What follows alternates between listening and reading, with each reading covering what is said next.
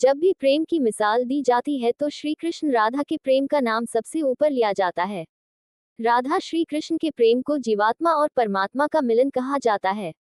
सदियों से पीढ़ी दर पीढ़ियां राधा कृष्ण की प्रेम कहानी पढ़ती चली आ रही हैं, लेकिन जब भी हम राधा श्री कृष्ण की प्रेम कहानी सुनते हैं तो मन में यही सवाल आता है कि श्री कृष्ण ने राधा से विवाह क्यों नहीं किया। इसके पीछे कई तरह की व्याख्याएं दी जाती हैं।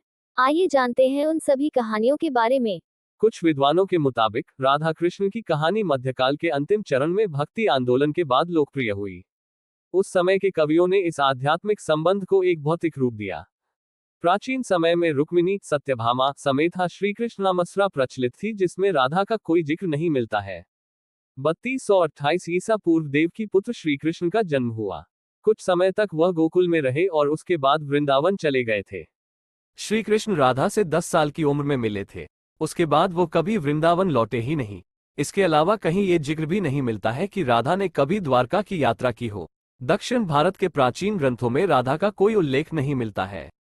राधा ने श्री कृष्ण से विवाह करने से किया था इनकार। एक मत ये भी है कि राधा ने श्री कृष्ण से विवाह करने से मना कर दिया था क्योंकि उन्हें लगता था कि वो महलों के जीवन के लिए उपयुक्त नहीं है।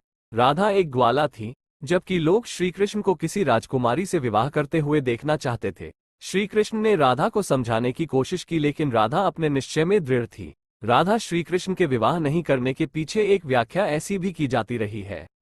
एक अन्य प्रचलित व्याख्या के मुताबिक राधा ने एक बार श्री कृष्ण से पूछा कि वो उनसे विवाह क्यों नहीं करना चाहते हैं, तो भगवान श्री कृष्ण ने राधा को बताया कि कोई अपनी ही आत्मा से विवाह कैसे कर सकता है। श्री कृष्ण का आशय था कि वह और राधा एक ही है, उनका अलग अलग अस्तित्व नहीं है।